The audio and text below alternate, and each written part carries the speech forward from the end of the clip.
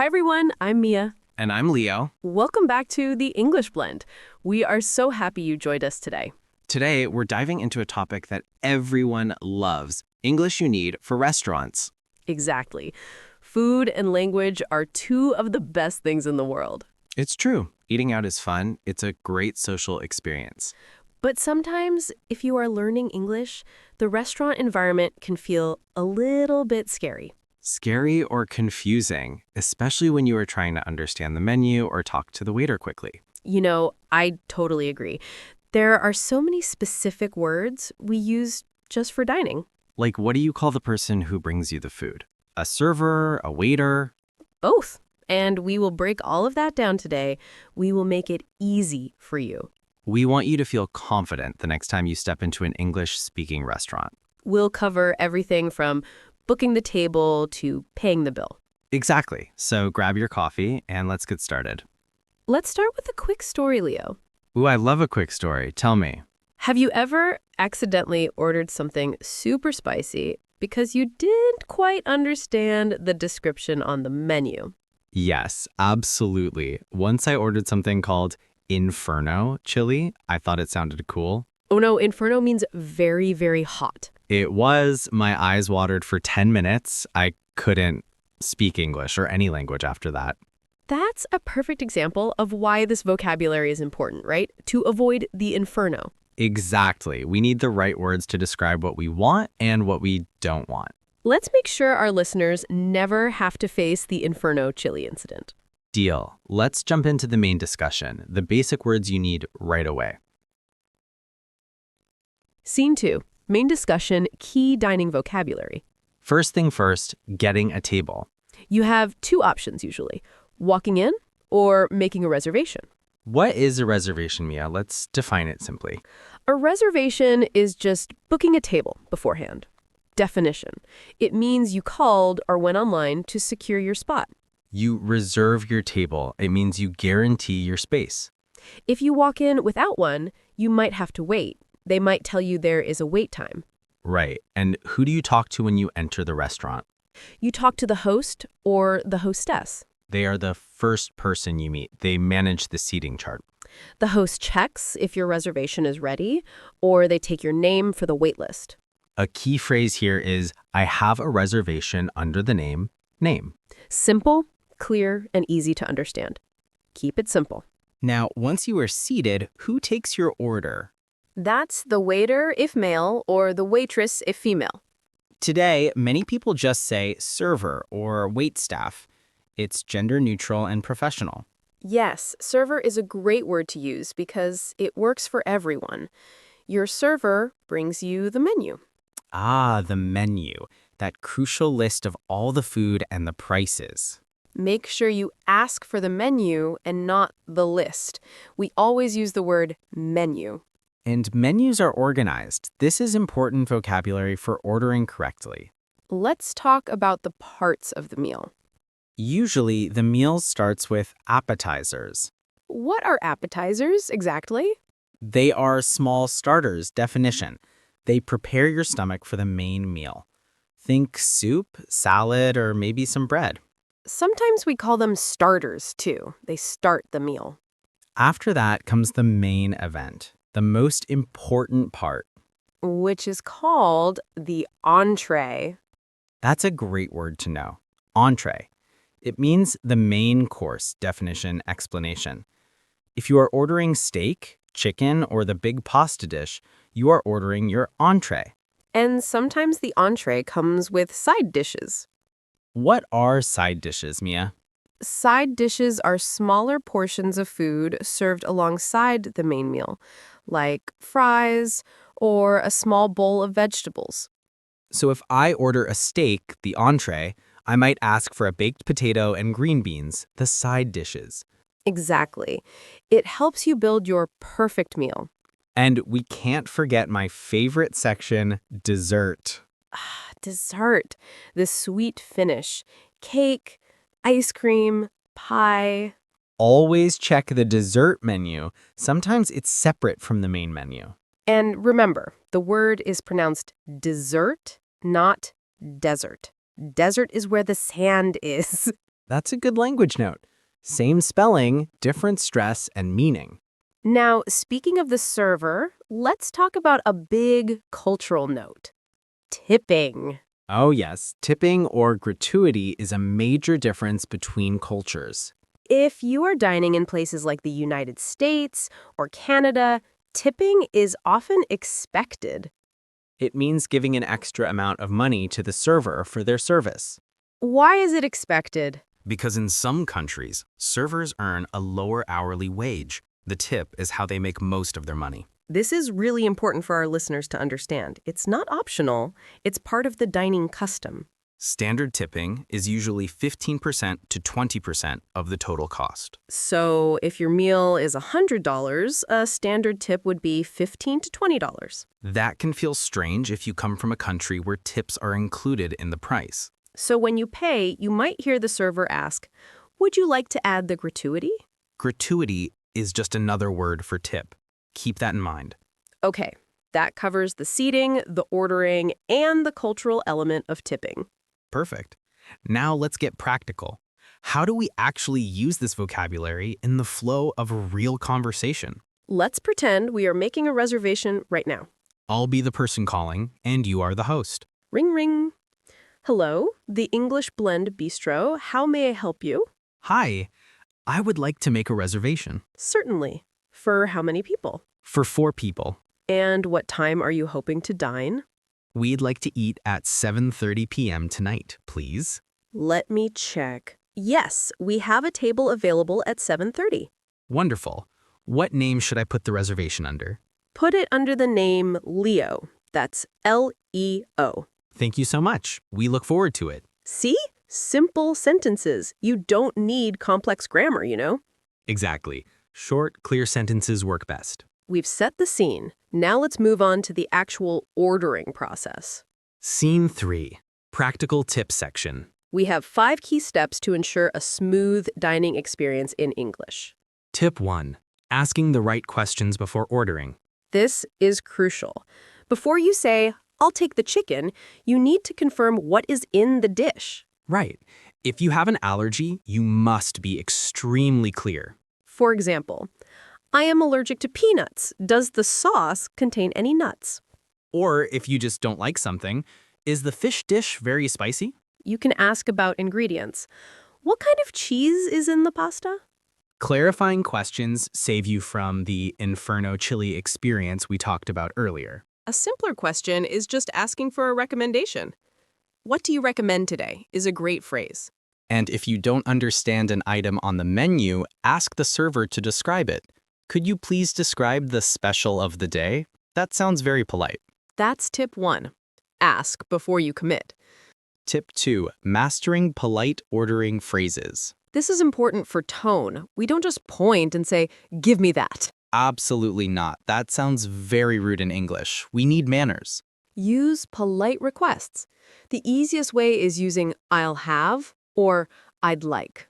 For example, "I'll have the burger, please." Or "I'd like the soup and salad." You can also use the modal verb, could I get? "Could I get a glass of water, please?" Or "Could I get the check?" See how the language is simple, it's direct but polite. Let's practice ordering now. Leo, what are you having?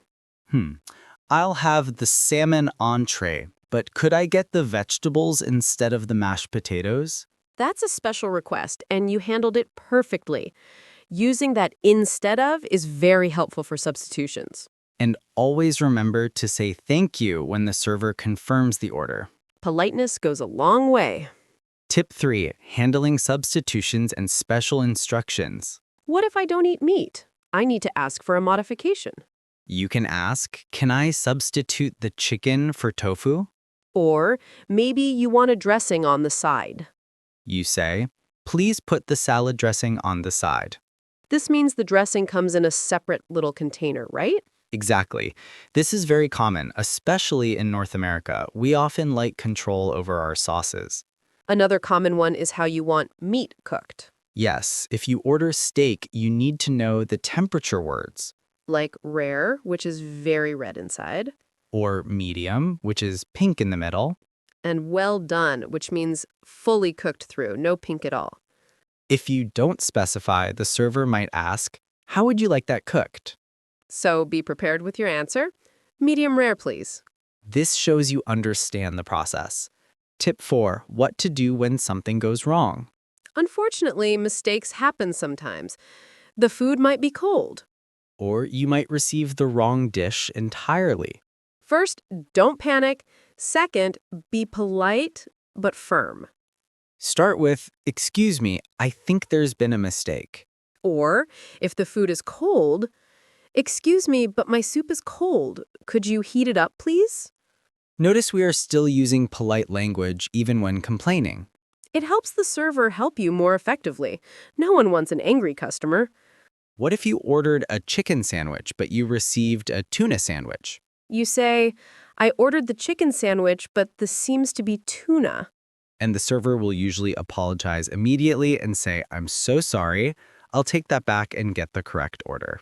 It's okay to speak up when something is wrong. That's what they are there for. That's a crucial practical tip for confidence. Don't be afraid to communicate. Practical tip. Tip 5. Asking for the check and paying. The meal is finished. Time to settle up. In many English-speaking places, you have to actively ask for the bill. They won't just bring it to you. We have a few common ways to ask. The fastest way is, "Check, please." That's very common, especially in American English. In British English, you might say, "Bill, please." Or, if you want to be extra polite, could we get the check/bill? If you need to pay with a card, you might ask, "Do you accept credit cards?" Or, if you are splitting the bill with friends, you need to be clear. Splitting the bill means dividing the total cost between two or more people. You could say, can we split the check evenly? Or maybe you just pay for your part. "I'm just paying for my portion." The server might ask, are you paying together or separately? And you answer based on your preference, together or separately. That wraps up our 5 key practical steps for dining out. That covers the whole journey. Fantastic summary. We went from reservation to payment. Scene 4, language focus, useful phrases and idioms. Let's focus now on some fun phrases and idioms connected to dining. These are the expressions that make your English sound natural and flowing. Phrase 1, on the house. This is a great idiom. What does it mean? If something is on the house, it means the restaurant is paying for it. Definition: it is free for you, the customer. It's a gift from the restaurant or establishment. Often, they do this if they made a mistake. For example, maybe your soup was cold. Tip 4. The server comes back and says, Example: I apologize for the delay. Your coffee is on the house. that means the coffee is free. You don't pay for it. Or maybe you are celebrating a birthday. The waiter brings a small dessert and says, Happy birthday. This dessert is on the house. That's a lovely phrase to hear. Phrase 2, to foot the bill. This phrase has nothing to do with feet, right? That's right. To foot the bill means to pay for the entire cost of the meal, usually for a group or another person. It means you take responsibility for the payment. You cover the cost. So maybe a grandmother invites her whole family out for dinner? She might say, "Don't worry about paying. I'm happy to foot the bill tonight." Example: since it was his promotion party, Jim insisted on footing the bill. Or if you go on a date, one person might foot the bill as a gesture. It's a very common, natural phrase to use in social dining. Phrase 3, doggy bag. This is a phrase I use often because I love taking leftovers home. A doggy bag is simply the container or bag you take leftover food home in. This is food you couldn't finish at the restaurant. Why is it called a doggy bag? Historically, people pretended the food was for their dogs so they wouldn't look greedy for taking leftovers. A funny cultural note there. But today, everyone uses them. You can ask your server, "Could I get a doggy bag for this pasta?" Example: the portions were too large, so I took the rest of the steak home in a doggy bag. Or you could just say, "Can I have this to go?" To go is another way of saying you want it to take it away, but doggy bag is specific to restaurant leftovers. We've covered 3 great phrases: on the house, to foot the bill, and doggy bag. These will definitely make your English sound more authentic when you are dining out.